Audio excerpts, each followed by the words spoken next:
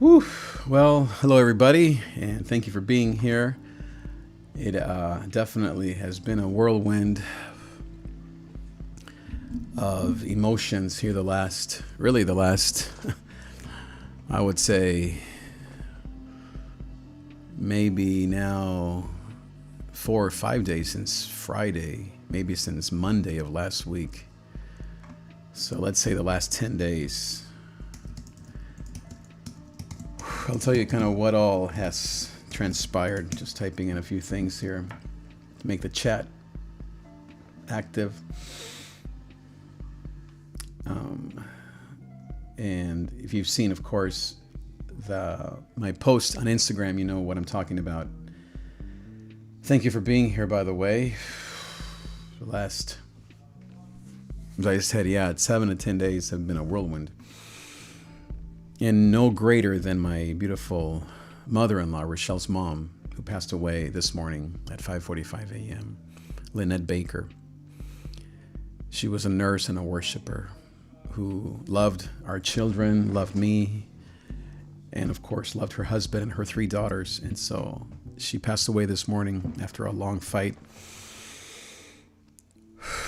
She was up in the Oregon area, and so we miss her. I miss her greatly. I want to show you a few pictures of Lynette and also some verses that I want to read just to help me and our family and all of us grieve in whatever way maybe you are grieving as well. So this is our beautiful family, and Lynette is right here in the middle there next to Dad Baker, Dr. Dennis Baker.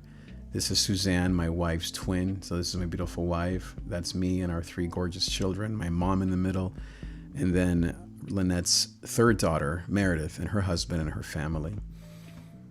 And this here is a picture of Lynette right there on the right when she was celebrating Canela's pageant win. And of course, my dad, my father-in-law, Dr. Dennis Baker, my mentor, but Lynette is now gone with Jesus. On top of that, my father-in-law he could have died from this surgery that he had, but by the grace of God, he's home. That's him just a little bit ago here at our home. He had 3 cancerous tumors removed from his leg, therefore the bandages. So he could have died from this surgery. One of the cancer tumors was wrapped around some sort of arterial vein, a vein that's an artery, one of those main arteries, vascular arteries. I don't think that's the right name, but all to say that he had even written up his will because of the severity, but by the grace of God, he is home and now, of course, mourning the loss of his wife. So it's been quite, as I said, a last few days for the Trigueros Baker family. On top of that, last Monday, we had a meeting at my church that was very painful and I would say violent, very difficult, that really shouldn't have happened. It was sinful. And after 5 years of being at a church that I love and have given my life to, I resigned on Friday of last week from my beautiful church that I have loved with my whole heart. I didn't want to. I wanted to continue to serve, but it was just too much to bear. Just too many things said, too much pain. Too much to bear. And so that was the best thing for my family and I. Rachelle was the first one to say, that's it. And then, of course, my beautiful wife, she's dealing with the loss of her mom and her dad's surgery. And so I went and picked up my father-in-law this morning, and he's well, as you see in the pictures there. As far as his surgery, of course, he's dealing with all the details and the loss of his beautiful wife, Lynette Baker. My lovely wife also just went through, nothing compared to this, but just her job loss. She also had a major problem with her job. I guess it was over the last few months. And so she was told that it would be best for her to find a new job. And so then all summer, the last 4 months, she's been looking. Very painful process. And then she finally found a job that is good enough for now. But I know that there are bigger plans for her in the future. So on top of that, my goodness, not to pile it on, but Isabella's best friend's father, if you remember, his name was Johnny Franco. He worked at a refinery, the one here near Long Beach, Carson here. Left that morning at 5 a.m., kissed his wife and children goodbye. His daughter, who's our friend of the family, who's 20 years old, Elizabeth.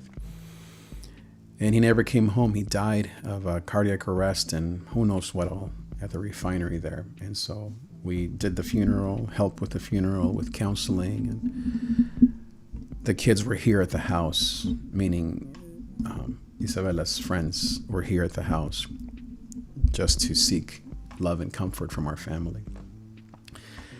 So how about that? And yet through it all, God has been faithful and He is good, and we remain hopeful. There's always joy in the middle of this pain. I am exhausted. Just came back from Cedar Sinai. That was a nice 4-hour drive. They're in the Beverly Hills, West Hollywood area. Haven't slept much these last few days. Just letting go of my job has been very painful, very maddening, very painful, very hurt. But I know that God has a plan for my life, and all of the people that I know love me and follow me and who believe in our ministry. We will not be shaken. And then, of course, right now we just have to be there for each other and for my beautiful wife and her family. That's what's important right now.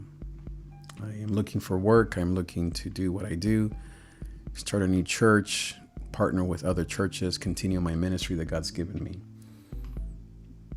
And we have a little bit of savings, and so we will be looking for God's grace here over the next few months to see what our next options are and where God may lead us. But right now, as I said, it's about being here for that beautiful man, Dennis Baker, Dr. Dennis Baker. He's been my mentor and friend since I've known him.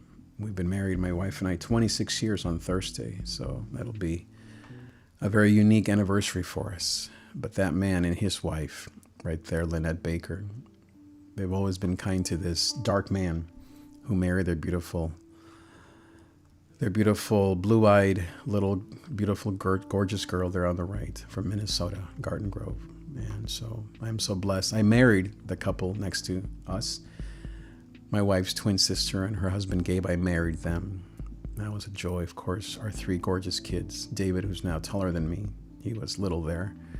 My beautiful mom, who you guys know and I love so much, she's doing well. And then Meredith on the left with Tom and their 2 biological kids and their adopted son, Oscar. God has been faithful. I thank God for my VO family. I thank God for my NCF family. I thank God for all of my Colorado, Nicaragua family, my Foothills, Bethany, all of the family that has loved us and who love Dr. Dennis Baker and who have been with us throughout this journey. God is faithful. Though there is pain in the night, gozo comes in the morning. And so that's why I have these bells here. And even this song that I love so much.